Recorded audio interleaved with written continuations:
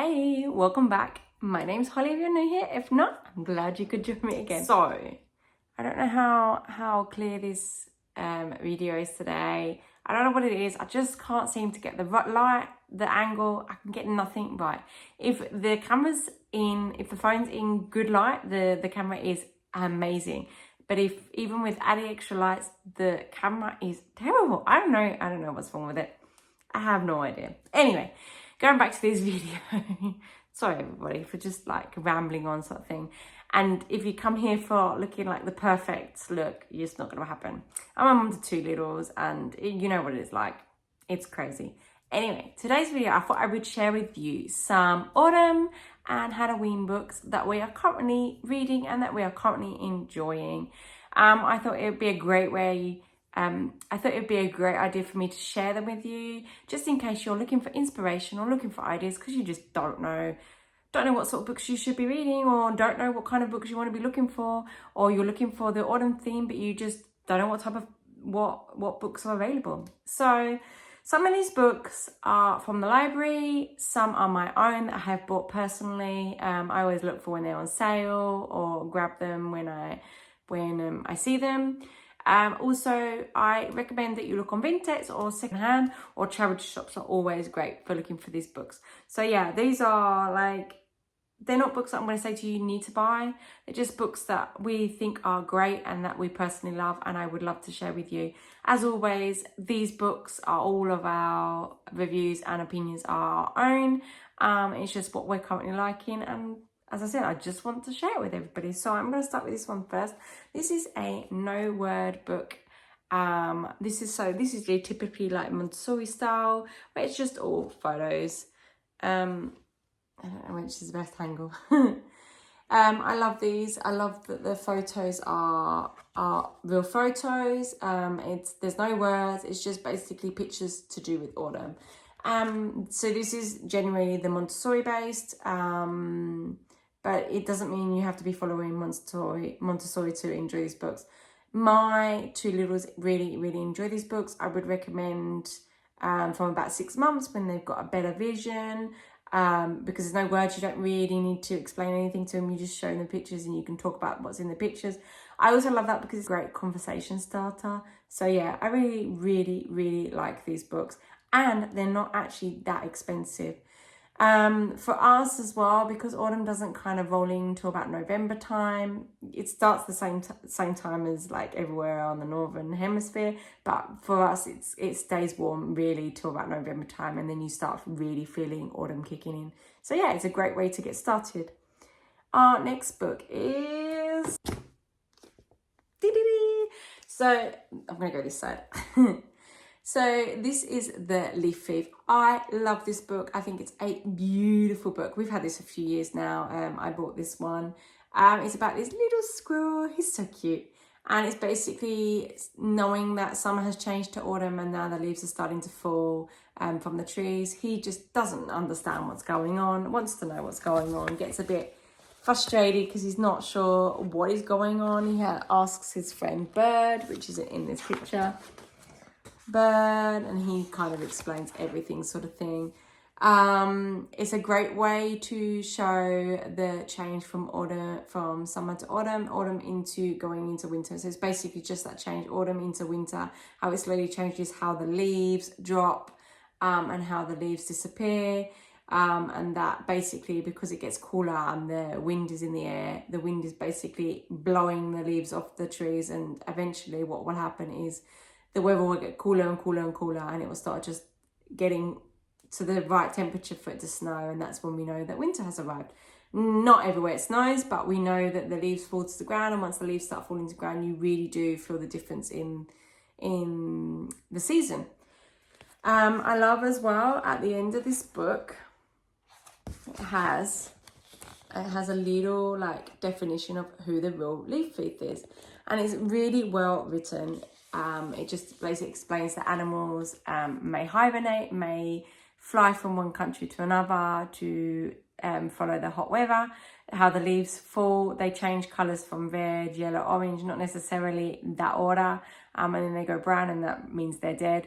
It explains really well in language that is really good for little ones. Now, I would recommend this for your 3 to 5 year olds, but my 2-year-old does love this book too. I don't know whether he understands the concept completely. I don't think he does, but we still enjoy this book together. So yeah, that's The Leaf Thief. Next we have the Gruffalo. Now, you're going to probably say, this is not really autumny. No, it doesn't really fit in the category of autumn or Halloween. However, it's a great book. I love this book. This is quite a famous book. This is read so many times in like early childhood settings. Parents quite often share it too. But I love this because it's in the forest, and normally the forests start thriving now in autumn because it's not so hot. So the trees feel a bit more like they're not going to get burnt from the sun. They've got more like breath in them, per se. And I love that it's about this mouse and that he fools all the animals and says, there's a Gruffalo. And then at the end of the book, he finds the Gruffalo. But I just love the fact that he's walking through the forest, and it's sort of the things that we can kind of do now in autumn because autumn has arrived. And then at the end, he sits quite happily on his log eating his nuts. Now, I would recommend this from 3 to 5. Any younger than that, not really going to understand the storyline of this story. But as they get older, they start understanding. So yeah, I would mainly say this is 3 to 5. You could start it a bit earlier just to get used to the story, get used to seeing the pictures. So yeah, this is the Gruffalo. I've got 3 Halloween books. Well, 3 books that kind of can centre around Halloween. I've got 2 of them in Spanish and 1 of them in English. The next one, we have La Bruja Divertida. Now, unfortunately, this book is not available in English. This is only available in Spanish. I love this book. It is beautiful. As you can see, we got this one from the library. I love this book. It's about a little witch, but it's mainly this little girl. She has this vibrant imagination. And in the end, we see her mum calling her. And you see her come out of a tent. She's so cute. And she's got a cat. And it's just her vivid imagination about being a witch. And I think it's a great one at this time of the year, especially with Halloween and how we associate witch with Halloween. But I really, really, really like this book. I think it's dead sweet. So yeah, this is La Bruja Divertida. Now, I would recommend this from about 2, 2.5, 2 to 4, maybe 2 to 5. It's a bit more basic, but it's still got more writing than probably a baby book per se. So yeah, I would definitely rate this for a little bit older. So yeah, that's the La Bruja Divertida. Then the next one is Room on the Broom. I love this book. This book is a classic. I've had this book for over 10 years. I think I bought it in Aldi in Australia. And I absolutely love showing this one. Every year I get this out. Every year it's the same. When I am working in the schools, I get this book out and the children absolutely love it. It's about this witch and she loses a few things and she gains some animal friends, as you can see. And then they have to fight this monster that suddenly appears. But it's okay. She's got all these new friends and they save the day basically. You see, they're all in the mud. Like, you really can't go wrong with the Julia Donaldson's book. You really, really can't. And then in the end, they all live happily ever after on the broom. That's got all the extra seats on the animals. So yeah, this is Room on the Broom. I love this one too. Meg and Mog. This is Meg. And this is Mog, and it's basically just go on adventures. And in this story, it's just basically getting to know Meg. I was going to call her Mog. Getting to know Meg and Mog, and that she's with her friends, and that she says she's not going to change it back to Halloween.